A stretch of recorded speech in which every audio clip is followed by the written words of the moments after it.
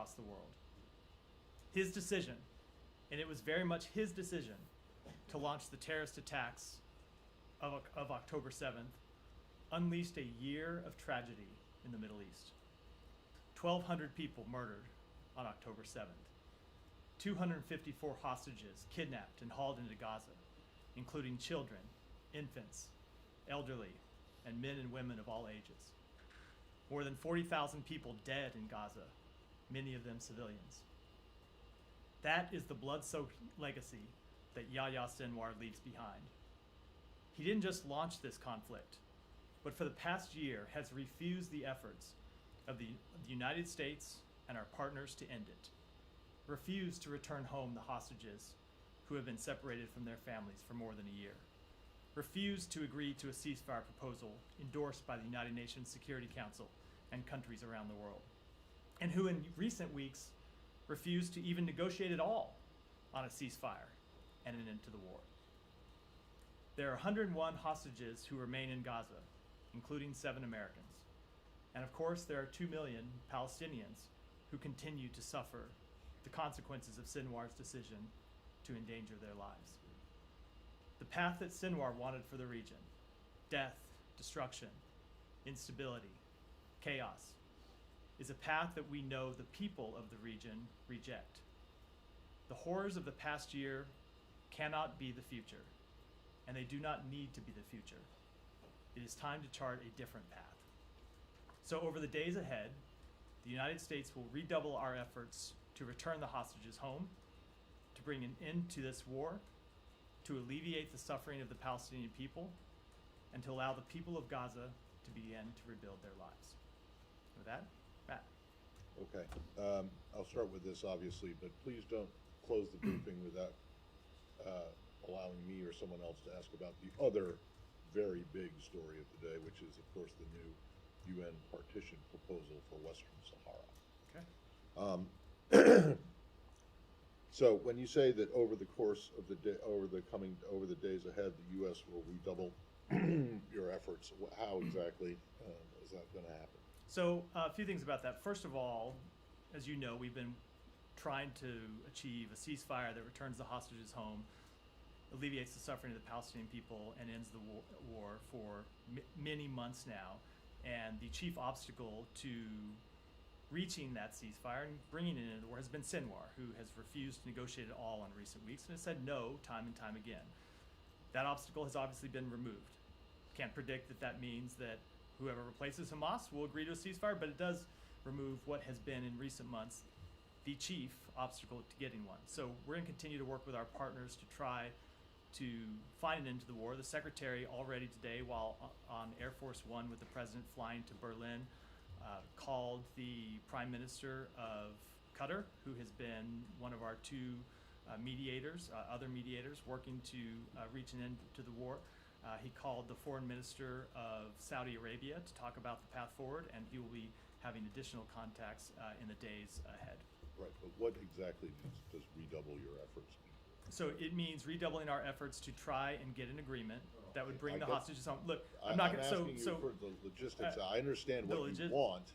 So I want to know what that actually means. Redouble. Does it mean that you're going to be making twice as many calls? So you know the proposal that has been on the table for some time. We're going to be trying to push that proposal forward. We now have a different. Well, we don't know who will be on the other end of the negotiating table now, but certainly won't be Sinwar. So there's a different. It is a very different situation now. I don't want to predict too much what our efforts will look like over the course of the days, because we are just hours after what is a seismic event that changes the nature of this conflict. But we believe it is an opportunity to try and bring an end to this war, and we're determined to try and seize that opportunity. Okay, but so you, but in. So are you going back to a place where you were 2 or 2 months ago? Because I just don't. The redoubling suggests that you're from a policy perspective and a strategic objectives perspective, what we want to achieve. We are in the same place, and we're going to continue to try to push forward the same proposals we have done with our mediators. So, okay, so redoubling does not include changes. So here's the difference. Over the past few weeks, there have been no negotiations for an end to the war because Sinwar has refused to negotiate. There's been no path to ending this war because Sinwar has refused to talk about releasing the hostages or coming to a ceasefire. We now see an opportunity with him being removed from the battlefield, being removed from the leadership of Hamas, and we want to seize that opportunity. Thanks. Shelley. Couple of things. Can you confirm that Sinwar died yesterday? He was, so I assume that he died yesterday. So I will leave the Israelis to speak to the exact results, but it was as the result of an operation that they conducted yesterday. I don't believe that he lay where he was brought down for hours and died later, but the Israelis can speak to that. They will be the ones that conduct any testing and can provide any results. No confirmation, but that's your The belief or operation they carried out was yesterday. I assume that he died instantly or fairly shortly thereafter, but the Israelis can speak to that. Does the leadership in Qatar, after the secretary spoke to them, do you suspect or do you know if they know who Hamas's chosen successor is going to be? I don't think anyone can say with any certainty. Hamas has a process that they go through in these situations. We saw them go through that process after the death of Hanea. I could only expect that they will go through that process again. I don't think anyone can predict. People can always speculate, of course, about who the next leader of Hamas will be, but I don't think anyone can predict with any degree of certainty. But what we would hope, is that whoever the next leader of Hamas is, he will look at what has happened over the past year and look at the suffering that Hamas's actions have brought upon the Palestinian people who they aim to represent, whose cause they aim to advance, and will look and decide that they ought to pursue a different path forward. They ought to pursue a path that isn't one of death and destruction and chaos and harm to Israeli civilians and harm to Palestinian civilians, but one that the United States has presented, that Egypt has presented, that Qatar has presented, that other countries in the region and around the world have presented and endorsed, and so that's what we'll be pushing for. Are you communicating that to indirectly, to I guess the remaining leadership there? That are you communicating that is the United States' hope and what you're pushing for? So I'm not going to speak about any communications that our mediators will have. We always let them speak to those. We are communicating with Qatar. We'll be communicating with other partners in the region. I think that our position is fairly well known. Now, of course, we don't know who the person at the other end of the phone is going to be. We don't know who will be making decisions for Hamas now. What we do know is that the person who had been the chief obstacle to moving forward with an end of the war is now fortuitously no longer with us. Last question. So I know that you hope this is a big opportunity for ceasefire negotiations and a deal and return of the hostages, but a little more macro, what about for a two-state solution? How do you think this? Of course, that is the goal that we want to see. That's been our policy for some time. We ultimately want to see a path forward that allows Palestinians in Gaza to rebuild their lives, to rebuild their neighborhoods, to have security, to have Palestinian-led governance that they choose, not that it's imposed upon them by the outside world, to live free from the grip of a brutal terrorist organization as opposed to how they have been living in Gaza for the past couple of decades, and ultimately an independent Palestinian state where Gaza is reunited with the West Bank. But that's just like a lot of hope and no chance, or have you seen any, I don't know, indications that this could create an opening? Well, I do want to just step back, and this I think will be an answer I give to a lot of questions like that today, which is we are just hours after a very significant event. I think we're going to have to watch and see how things settle before people can make predictions about how the days, weeks, and months ahead will play out. One thing we do know for certain is that the world is a better place with Sinwar gone from it, and it gives us an opportunity that we didn't have as long as he still called the shots for Hamas. Now, what that will mean, we'll have to wait and see in the days ahead. Yeah. Could I ask something? You said that this removes an obstacle. On the Secretary's last visit to Israel, he said very publicly that Netanyahu was on board with the ceasefire plan as against with the bridging proposal. Is that still the perception in the United States that the Israelis are completely on board with what was on the table? So they had accepted the bridging proposal, and if you remember what else he said at the time is there were still remaining pieces to that deal that needed to be agreed between Hamas and Israel. So we had gone significantly down the road in first getting an agreement on the framework, then getting an agreement on the bridging proposal, but there were still a number of implementing details that needed to be implemented or need to be agreed to, and that Israel was going to face some tough decisions in getting there, and we were going to push Israel to make those tough decisions. And so that remains the case. But what happened in the interim after that visit is that Hamas just walked away from the negotiating table, and so the work that we wanted to do to bridge those final differences we couldn't do because you didn't have two partners to talk to. So, but what again, of course, is that there was the issues of the Philadelphia corridor and all that. Is it the impression in the United States that there needs to be efforts as well? The Israelis are now maybe pushing them a little bit harder to get to the place where the U.S. wants them to be. So, as I said, of course there will be tough decisions that the Israelis will need to make to get an agreement to end this war, and we have made clear any number of times that we will have very direct, candid conversations with them about the need to make those tough decisions. But we weren't even in a place to do that when you have no one at the other end of the table willing to even agree to negotiate. So you can't tell the Israelis they have to make tough decisions when Sinwar is sitting on the other side saying, I'm not even going to negotiate the end of this at all. We're now in a different place. What that means going forward, too early to tell, but we do believe it is an opportunity that we want to pursue. And just pursuing that, I mean, obviously we're talking about Gaza right now, but of course there's Lebanon. There's the war has clearly expanded from where we were a few months ago. When we're saying that when the Secretary and the President are saying that it's time to end the conflict, does this also mean in Lebanon? Is it the time also to end the conflict? We do want to see ultimately a diplomatic resolution and all. Now, look, you face a different situation in Lebanon. There are still Hezbollah forces in close proximity of the Israel border, the border between Israel and Lebanon, who still not only maintain the capability to launch terrorist attacks against Israel, but are still launching terrorist attacks against Israel, continue to rain rockets down on Israel from just across the border. So it is a different conflict in a different space. We have never thought the two conflicts ought to be linked together, but obviously there are those in the region who have seen the two of them as linked. So ultimately, we want to see a diplomatic resolution to that conflict. We want to see an end to the fighting there. We want to see it done in a way that guarantees the implementation of 1701, so Hezbollah actually withdraws north of the Litani River.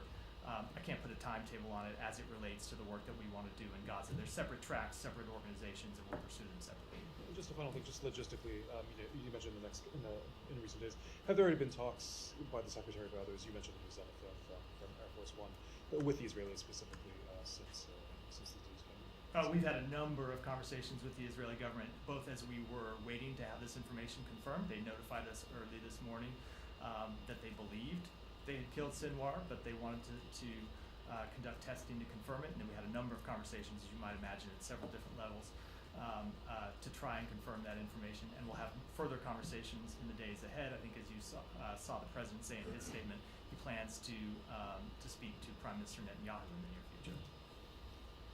You just said that the Israelis notified U.S. early this morning that they believe Sinwar was killed. Can you just give us a little bit more detail? Was that notification, did it come through this building, or did it go to the White House or the Pentagon? Do you know where that channel was? It came in multiple channels. There were people in this building who were notified. There were people in our embassy who were notified. I certainly would expect that people in the Pentagon and people in the White House were notified as well. As you know, we have multiple channels of communication with the government of Israel, and we were told over multiple channels early this morning. And you also, you and other U.S. officials in the last hour have been saying now it's time to bring an end to this war between Hamas and Israel. But we've been watching as Israel has been conducting these counterterrorism operations in Gaza because they say Hamas is reconstituting. If the time is now to bring an end to this conflict, should they stop those counterterrorism operations? So Israel achieved an incredibly important strategic objective today, but their other strategic objectives remain. First and foremost among them, the return of the hostages, including the 7 Americans who remain held hostage. So we want to see those hostages returned home. I know Israel wants to see those hostages returned home, and it's important that they continue to work to return those hostages home. But ultimately, we want to make sure that they take the strategic objectives that they have accomplished, and today was a significant one, but they've accomplished other strategic objectives over the course of the past year in degrading Hamas's military capabilities to the extent that in no sense could they launch an attack today that looked anything like the attack of last October 7th. They are in no way a functioning military force the way that they were on October 7th, though they of course still maintain significant ability to wreak havoc and launch terrorist attacks. So what we want to see from them, and this is what we'll be discussing with them, is how they take those strategic objectives that they have met and turn that into an enduring strategic victory. And from our perspective, that means a path forward in Gaza that isn't just a military path forward for degrading Hamas and continuing to fight Hamas fighters over and over and seeing 100 fighters killed and 100 new fighters join over the course of a day or a month and being in this perpetual cycle of continuing to fight on the ground there. What we want to see is a path forward that brings the hostages home and sets the conditions for the day after, where you have reconstruction in Gaza, you have actual security in Gaza, and you have a political path forward for the people in Gaza that is determined by the people in Gaza. And so those are the conversations we are going to have with the government of Israel, as well as with our other partners in the days ahead. Those are the conversations the Secretary started already today with his counterparts in Qatar and Saudi Arabia. I guess you didn't answer the question as to how the counterterrorism operations that are ongoing fit into that. If you want them to drive forth an enduring victory, you said, should they stop those counterterrorism operations because Hamas has already been dismantled to such a significant degree? Look, Hamas still does pose a threat, and Israel still has a right to take on that threat, and they still have a right to try and put pressure on Hamas and try and free the hostages that remain there. But ultimately, we think the path forward is not just to continue military operations that they will have to repeat over and over again. Because in our judgment, and in the judgment of our partners in the region and our partners around the world, a path forward that doesn't include the reconstruction and security and rebuilding and a political path forward in Gaza is not a path that will actually provide an end to the war. And that's what we want to see ultimately, is an end to the war. Now, I can't tell you that that's something that we'll have agreement on with the Israeli government tomorrow or next week or with partners in the region, but it's something that we're going to continue to pursue. And then do you have an early assessment as to where, given you said you've been in regular contact with Israeli officials over the last few hours, we saw the speech from Prime Minister Netanyahu, do you have an initial assessment as to where Netanyahu stands on this right now? If he's going to be in lockstep with the United States in driving forth an end to this conflict after Sinwar's death? So the president's going to talk to the prime minister in the coming days. I think it's appropriate to wait for that conversation. And then just last question. That makes sense. The day after plan. There have been many conversations in this building about when you guys are going to release that has been long worked on in this building. Is the time now?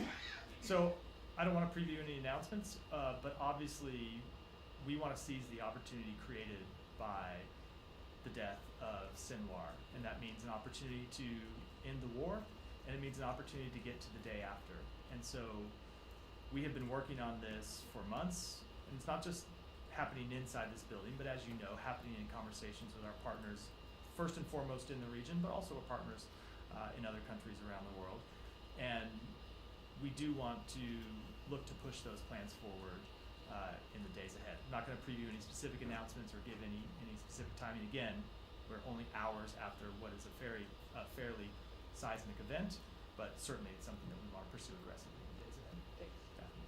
Thank you. To follow up on Sean's questions about Lebanon, Jake Sullivan just said nothing in the Middle East is unrelated. So how can you de-link the ceasefire in Gaza from the fighting in Lebanon and pursue these separately? So that's the point I just made, which is we have never believed that the two conflicts ought to be linked together. And just when you look at it, you're pursuing separate diplomatic resolutions with the state of Lebanon and trying to find a ceasefire agreement in Gaza. So of course, Hezbollah linked the two conflicts even when we didn't think they were linked, and Hezbollah's continued to link the conflicts. What we have always believed is stability brings about stability. So if you could bring an end to the conflict in Gaza, that heightens the chances of reaching a diplomatic resolution to the fight across the blue line, and that remains our assessment. And then Netanyahu said today that their task is not complete, that they will continue full force until the hostages return, and that the war is still not over. What's your reaction to those comments? Do you see them at odds at all with Biden's statement, which mentioned ending the war, and the administration's aim of trying to push forward the ceasefire proposal? So, as I said a moment ago in response to another question, they have a very real, very legitimate strategic objective that they need to continue to pursue, which is the return of all the hostages. And we have a very real interest in that objective as well, because 7 of those 101 hostages are Americans, and we want to see them return. So we're going to be in conversation with them about the best way to achieve that objective in the days ahead.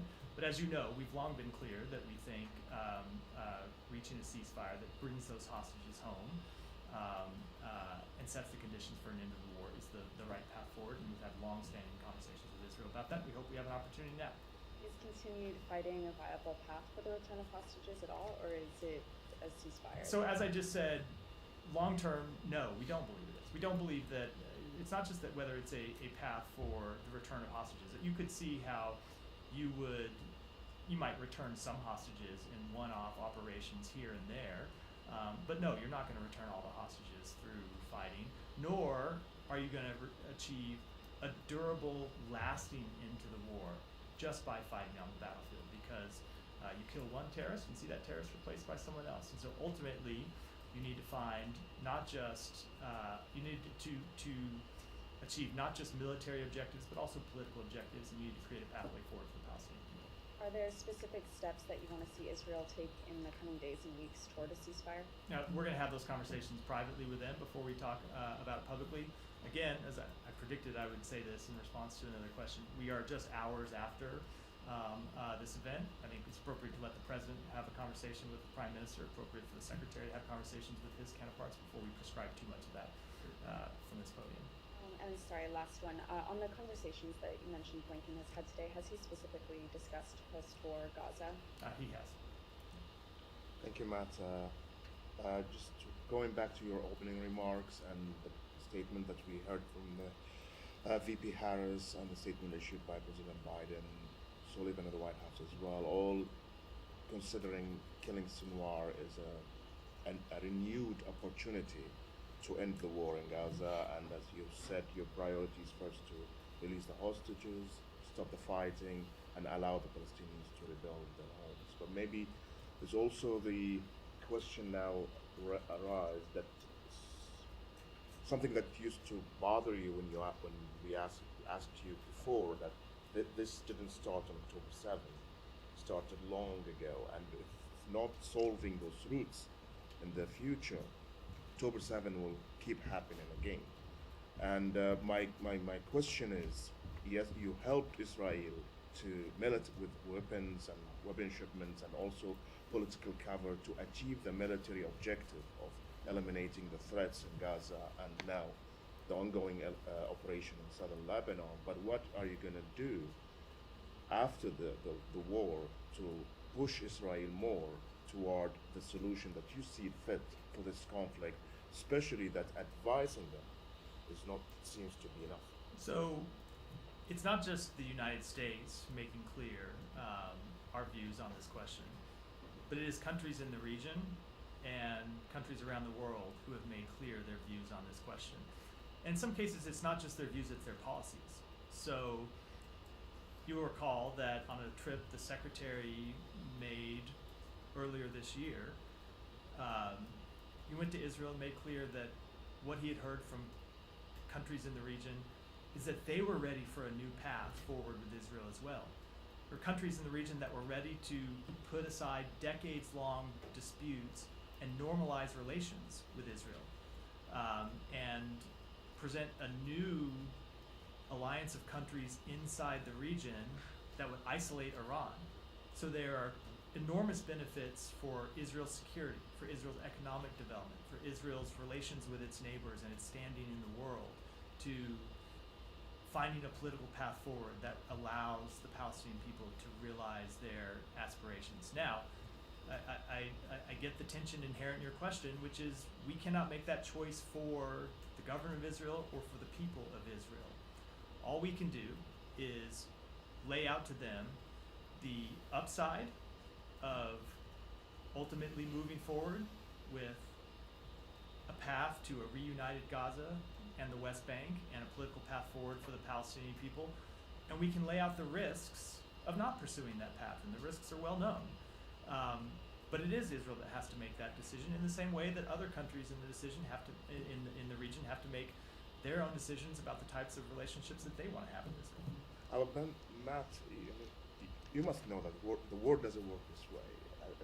If one country doesn't adhere to UN Security Council resolutions, and in fact there will always be ways to force them toward it, whether by UN sanctions, American sanctions, more pressure on the government to abide by the international law.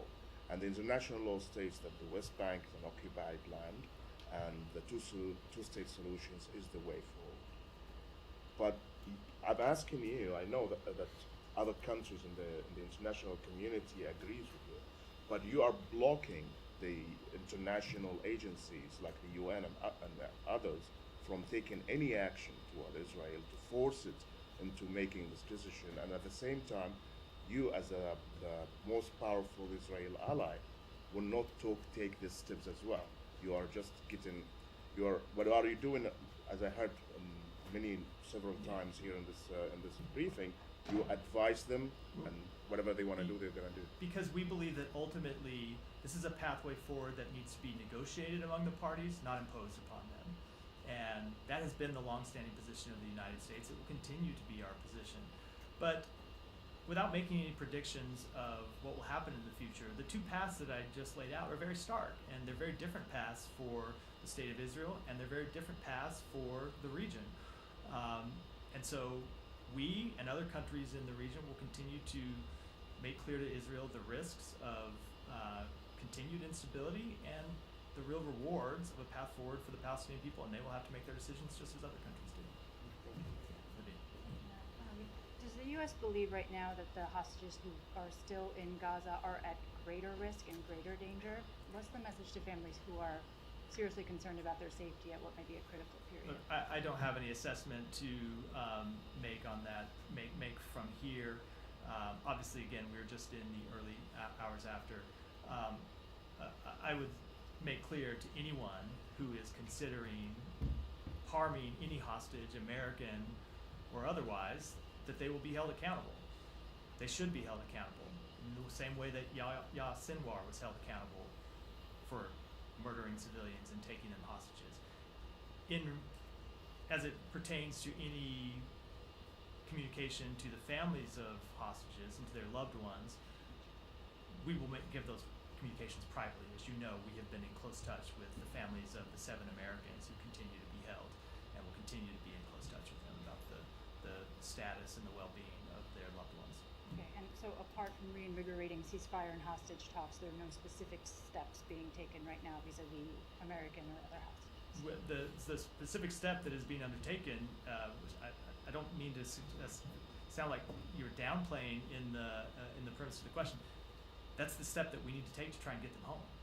It's, in our judgment, the most fruitful path to bringing them home is to get an agreement that gets them out. As I said, it's long been our position that just the way the situation on the ground, works is you are not going to return all those hostages home through military action. You may see operations here and there that can return some hostages, but that ultimately to bring all them home safely, you need to reach an agreement that helps bring about an end to the war. Obviously, today's development comes against the backdrop of what had been heightened tensions and expected Israeli retaliatory strike on Iran for its earlier ballistic missile attack on October 1st. What is the U.S.'s understanding as to whether that may go forward? I'm not going to read those conversations out publicly, as I have, I think, scrupulously declined to do over the past few weeks. Okay. Iranian media is referring to Sinwar's death as a martyrdom, saying he was killed while battling Israeli forces on the battlefield. What is the risk? How significant is the risk that his death, rather than subduing militant groups in the region, emboldens them at this point? I am sure that Hamas and other terrorist groups will try to present Sinwar as some kind of hero for the Palestinian cause.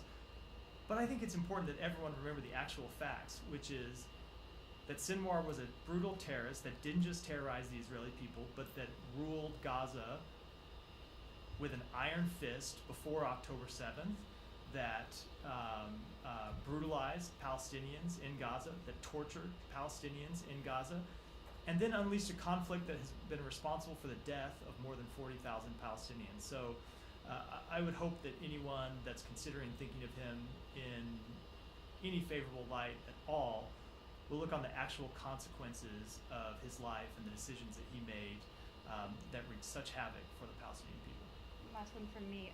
The Prime Minister Netanyahu, in his remarks today, paraphrasing, basically said, that Israel had resisted all kinds of pressure. He didn't name the provenance of the pressure, but all kinds of international pressure to stop the war, stop the fighting, and not enter Rafah. With today's developments, in hindsight, I know it's early, but does it seem like the U.S.'s calls to not enter Rafah, to try to broker a ceasefire, or preemptive, or at least never going to meet with Israeli approval or acceptance? No, I will say that we always made clear that we supported Israel conducting counterterrorism operations to target the leaders of Hamas and to target Hamas militants. And not only did we make clear we supported it, but we provided active intelligence support for those operations. And I think I'll leave it at that. Tom. The ceasefire hostage release deal that has been on the table, and I think was last discussed in person with the Israeli Special Secretary, was the last trip we were on, the 9th trip, I think, out of 10. And that's, I'm assuming, although there hasn't been any meaningful discussion, but it's still on the table. Correct. And so I'm trying to understand from the Israeli perspective, given the death of Sinwar, if you couldn't get that past Benjamin Netanyahu, and I think during that time it was when a senior official said that Mr. Netanyahu was making maximalist statements and it wasn't conducive to getting the ceasefire deal done. I'm just trying to understand why now there's any more reason than there was then for him to accept such a deal. Because he's not the only party to this arrangement, and the other party to this arrangement is the one who had refused to negotiate at all. We did have important decisions we were going to need the Prime Minister and the government of Israel to make, but we had seen them make concessions already, and it was our assessment we could get to a deal. And then in the middle of that, Sinwar walked away from the table. So without making any predictions and about what will happen, and I'll just refer you to what I said at the beginning of this briefing, which is, without a doubt, there are tough decisions for Israel to make to get to an ultimate agreement. Without a doubt. We're the first to say that, and we are the people engaging with them to try and convince them to make those tough decisions. But you had on the other side a roadblock, an absolute stonewalled no, and that person is removed. That, we think, presents an opportunity. Absolutely, but at that point, the deal that is on the table was still not strong enough. There wasn't enough incentive for Mr. Netanyahu to accept it either. And what's happened now is he's put himself in a far stronger position, because what's happened on the ground. So what that leaves out is that we were negotiating with him, and we were negotiating with Hamas over how to get to yes, and we believed that we could get to an agreement. And then Sinwar ended the negotiations while we were in the process of trying to get there. That's what that is the difference in what was happening in the way that you presented the question. This is, I think, and this is to develop Olivia's point, is that from Mr. Netanyahu's perspective now, you have a situation where, and he said in the speech there, he's saying he's calling for surrender, he's calling for Hamas people who have holding hostages to come out, lay down their arms, release hostages. There's nothing that I can see in what he's saying about getting the hostages released and an end to the war via discussion, diplomacy, ceasefire talks. This is all about military pressure, which he is suggesting he's vindicated by, against, as he said, all the pressures. And I assume he means subtly American pressure, particularly with Rafah. So he's, as far as I can see, he's saying a military solution to this is vindicated. Keep going and try and get hostage released via surrender or whatever. No offense, that Tom, doesn't but is there feel- a question? Yeah, coming sorry, at the no, end of so this? well, I'm saying, how are you going to incentivize him now? Because this to him is a military vindication and a way in which to keep going, and not as you want, which is a viable Palestinian future in the Gaza Strip. He wants Israeli control effectively with a minimal sort of local. Alright, so let me get to it. So I'm asking what the incentives you're laying out. Yeah, I was gonna say, it still took a while to get to the question. Look, we believe the incentives are the return of the 101 hostages, and we believe the incentive is a path forward that provides increased security for Israel. And we had gotten agreement from them. If you go back and remember that even before we got to this position in July and August, where we were arguing over the implementation details, we had an agreement that Israel had accepted, that Hamas refused. So it's just not accurate to say that Israel had never agreed to, you didn't say that, I'm not trying to put words in your mouth. Israel had agreed to a ceasefire proposal that we put on the table. And Hamas didn't accept it. They came back with provisions that they wanted to change and negotiated. And then we had to bridge differences between the two parties, and Hamas walked away. So I can't tell you what the government of Israel is going to do. Direct those questions to them. We believe it is in their interest to ultimately find an agreement to the end of the war. We've seen them previously be willing to engage in those conversations. We've seen that there are proposals that they accepted. We hope now that there is a party on the other side that's willing to engage in conversations. And on that, just on the the discussion with Qatar is today. Is there anything you can read out about that? The discussion with the Qataris. leadership of Qatar. No, nothing further. They had a discussion about it, but we have a lot of work to do in the days ahead. We intend to pursue that work. Thank you, Matt. I'm struck by how you described the killing of Sinwar as a seismic event. Really, you believe that it was a seismic event at the level of, let's say, something like a nuclear bomb or something like that? Really, It is absolutely a seismic event in the Middle East. When you look at who he was and what he was responsible for, he was someone who made the decision, and it was his, as I said at the beginning, it was his decision to launch the terrorist attacks. Someone who, after the death of Haniya, didn't just have military control of Hamas, but had political control of Hamas as well. And he is the person who has been the prime obstacle to ending the war and stopping the suffering of the Palestinian people. So absolutely, it is an important event. It was a firefight. He had two other people with him. I suppose we disagree about the relative importance of the death Whatever, of Sinwar. I think it's a pretty important That's what the Israelis event. are saying, not me. I don't know. Now, let me ask you a couple of things. Now, you keep saying that Hamas absolutely refused. As far as all the people that were involved in negotiations from the Arab side, the Qataris, the Egyptians, and so on, they all say that Hamas agreed 100% to his proposal.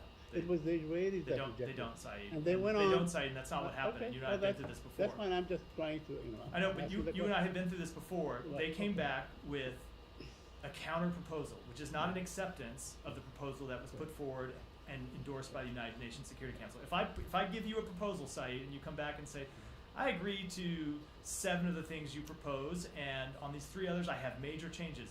That is not an acceptance of my proposal.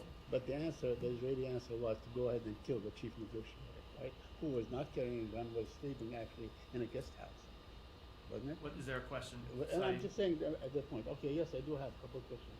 You also said that whoever comes next, Hamas, they would look back and reassess what happened for that year and so on. I didn't say Is they that- would. I said I hoped they would. You hope they would. Yes, I said that you hope that they would.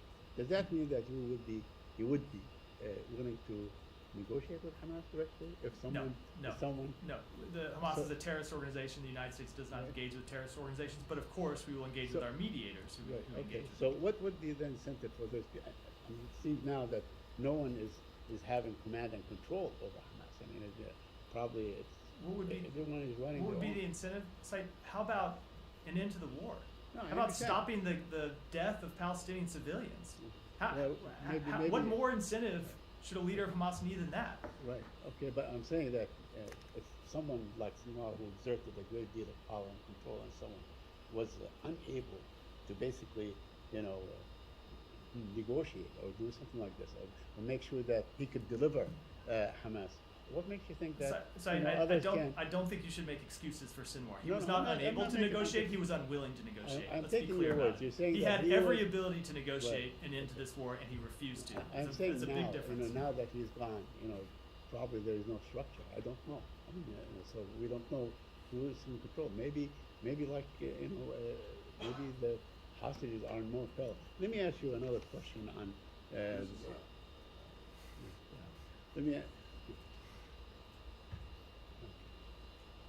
Let me ask you a question on. I didn't think that was a question, so I wasn't responding Let to me it. ask you a question on a proposal that is being, you know, suggested that Secretary Blinken is going to consider proposing right after the elections about, you know, that the Israelis and the Emiratis and so on are coming up with some sort of the day after.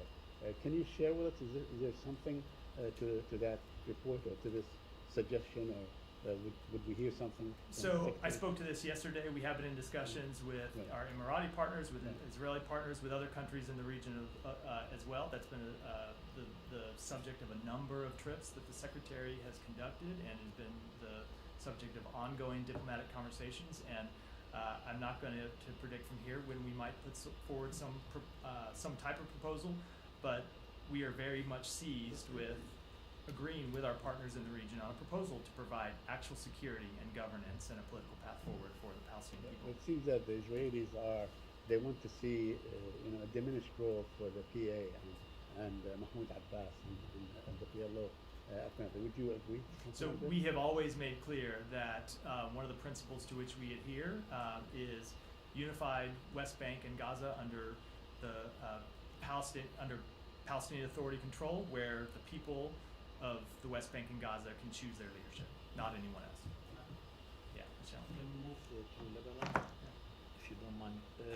First, how can the United States help the Lebanese people to move the political process forward when the U.S. close friend, Speaker of the House, Berry, and Hezbollah, his partner, have been blocking the election of a new president?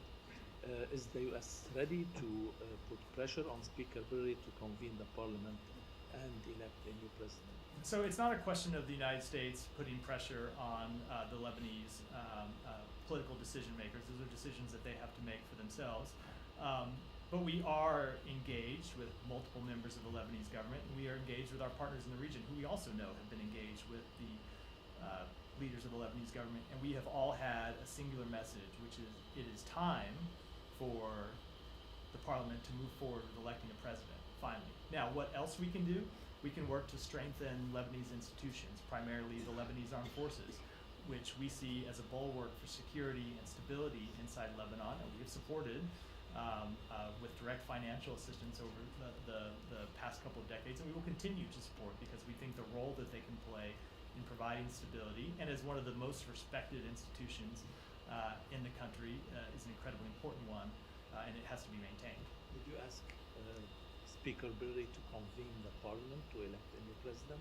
We made very clear to the Speaker and to the Prime Minister that we think it is important that the Parliament elect a new president in the days and weeks ahead. Specific steps I'm not going to get into. On Israel incursion, did you get any sense from Israel for how long will this military operation last in the south? I think I should let them speak to their timetables. It's not something I should do from here. And will the U.S. attend the ministerial meeting on Lebanon in Paris? I expect that we will be represented there. I don't have any announcements to make about Should it. we expect any financial aid or political announcement? So the conference is still a week away. I think stay tuned until next week to look for any kind of announcements coming out of it. Thank you. Can you talk a little bit about how much the U.S. are involved with Israel in this killing? This was an Israeli operation exclusively. What about intelligence? So we have provided them intelligence since the beginning of this conflict to help them locate and fight and bring to justice the leaders of Hamas. And I do think that that intelligence has been successful in increasing the pressure on those leaders. But when it comes to this specific operation, this was an Israeli operation, and I'll let them speak to the details of it. Alex. Thank you. everything you have said so far on this subject. Is it your assessment that today we are one day closer to the end of the conflict or one day away from the So I just don't want to make any predictions other than to say that a major obstacle to the end of the conflict has been removed. And we think that provides an opportunity, but I'm not going to make any predictions about what's going to come in the days ahead. different conflict? Sanctions were announced today on Chinese companies. The language that you guys have used suggests that China has been apparently producing and sending weapons to Russia to use in Ukraine. It's the first time that's departure from its promises to the U.S. Is that fair assessment? So we have seen for some time Chinese companies providing components to Russian companies that Russian companies then use to turn into machinery, weapons, other components that Russia could use in its war. This was the first, and we have imposed sanctions on a number of those companies. This was the first time we actually saw a Chinese company manufacturing a weapon itself that then was used on the battlefield by Russia, was sent to Russia and then used on the battlefield. And that's why we imposed the sanctions that we did today. And that is why we continue to work with our allies and partners around the world to make clear to China that this practice is unacceptable and they need to take steps to counter it. Thank you. And on Tuesday, you expressed your concerns about reports on North Korea supplying troops for Russia to use in Ukraine. 2 days past, the secretary had a phone call with his counterpart in Ukraine, and the president spoke with President Zelensky. Do you have any new intelligence? Did they hand it to you? Any details? Anything you have learned? I don't have anything further I can offer today. And China, North Korea, now Iran, and if you ask average Ukrainians, they're going to tell you, how do you expect us to fight against all these powers all alone? Because they have on their side the United States of America, a number of countries in Europe, a number of countries around the world. Remember, we have marshaled a coalition of 50 countries, more than 50 countries, who support Ukraine's territorial integrity and sovereignty, and have continued to provide support in a number of ways: military support, economic support, diplomatic support over the past 2 years, and will continue to provide support. I guess my question is like, do all these new facts change the calculus on international? No. Thank you, Mark. Sorry. No, I was moving. Okay, thank you. When you speak about ending the war, does that include full Israeli withdrawal from Gaza? You have repeatedly said that you oppose the reoccupation of Gaza. Does that position still stand? Of course. And Israeli opposition leader and former War Cabinet Minister Benny Gantz just said on Twitter that the IDF will continue to operate in Gaza for years to come. Would that be acceptable for you? So I'm not going to respond to a statement that I have not seen. I think it sounds like that came out while I was at the podium. I haven't seen its full context, but I will just say, as a matter of fact, we ultimately want to see Israel fully withdrawn from Gaza. Now, they have a right to, as any country does, to address terrorist threats against its people. But what we want to see as an end to this war is the terrorist threat from Gaza eliminated. And we want to see ultimately a political path that establishes a Palestinian state that is not hostile to Israel. And so, of course, you wouldn't want to see and wouldn't need to see the IDF operating in that environment. Yeah. When the war ends, we will never see IDF operating in Gaza anymore, right? Like complete withdrawal. Well, I'm sorry, what was it? Complete withdrawal of yes, the that's IDF what we want to from see Gaza. is a complete withdrawal. That's what we meant when the secretary laid out almost a year ago a number of principles that we wanted to see for the end of the conflict, and one of them was no occupation of Gaza. Okay. Thank you, Matt. Our colleagues at Politico reported that a U.S. envoy told aid groups the U.S. would not consider withholding weapons to Israel for blocking food and medicine. That essentially the rules don't apply to Israel.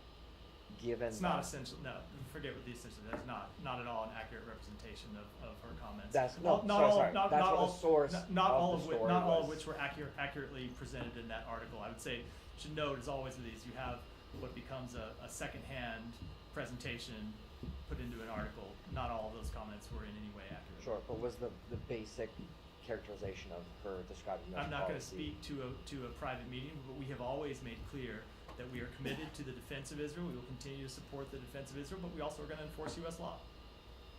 So you will enforce U.S. law, including. If you look at the letter that the secretary, sent the other day. He said that there are a number of U.S. laws and policies that are implemented by Israel not taking steps to allow humanitarian assistance to get in, and we will enforce U.S. law. But we want to see Israel take increased steps. We've seen them take some increased steps over the last few days, but we need to see much more. I guess there have been previous instances for which like this threat has been floated, whether it's in the wake of this 7-year-old central kitchen workers that were killed, whether it was in before any sort of major operation in Rafah. Of course, the administration maintains that there wasn't a major operation, but nevertheless, there have been instances for which this threat has been offered, and yet there hasn't been any actualization of it. So, I know that your objective is to see the end of U.S. support to Israel. Our objective is to see Israel take steps to increase humanitarian assistance getting into Gaza. We have other steps as well, but that's relevant to the conversation we're having now. And so our engagement with them on this question has been to push them to take steps. And at times we've seen them take really important steps. We had this last a major engagement with them in April. We saw them take a number of steps to open new crossings, and it got trucks up to 300 to 400 in some days. Now we saw significant first stagnation and then backsliding over the last few months, which is why the Secretary felt it was important to send that letter this Sunday. To be clear, Sean, my go ahead. objective is not objective is to ask about the U.S. enforcement I understand, laws. Sean. It's not to do Can that. we actually go to Western Sahara? No, well, wait a second. Well, I had dibs on You either one, but I'm going to disappoint you with my answer. So go ahead. What? I'm going to disappoint you with my answer. Go ahead now. I should let you live through the disappointment rather than preview it. So Sean, go ahead with the question. I need the answer now, but does the U.S. support a petition in Western Sahara? I'm going to need to take that question back only because, as you might imagine, I was entirely focused on the events in Gaza yesterday. Spent decades as a scholar of haven't Western reviewed Sahara the diplomacy action. and Haven't reviewed the Polisario. action at all or discussed it with any of my colleagues. So let me take it back and get you an answer. Just to be clear, there is no action per se. It's just the UN envoy's proposal, which is the same proposal that former Secretary of State James Baker made when he was in that same envoy position, which is to partition Western Sahara between Morocco and the Polisario. And so the question is, so only because I realize you can't the answer extent that, I know about the but proposal is that the one was made today, and I didn't have any chance to look at it all or talk to my colleagues. I do want to take that question back. And the and U.S. still get stands you an by answer. supporting Moroccan sovereignty over Western Sahara. There has the been previous no administration. change in our policy. Can I just ask you a separate question, slightly different? The Taliban, you might have seen this. They issued rules today, this week, about banning publication of living beings, images of living beings. So I guess I wouldn't be watching this briefing. But do you have any reaction on I'm going to have to plead ignorance on this one too. I'm not aware. I'll take the question back and get you an answer. Go ahead, Daphne, and then we'll wrap for today. Thank you. Venezuela's interior minister said today that 3 more Americans have been detained for alleged terrorist activities. Do you have any reaction to this, and do you know when they were arrested? So we've seen the reports. We're monitoring them and gathering more information. Obviously, the safety and security of American citizens anywhere around the world is our first priority, and we're going to gather more information about this in the hours ahead.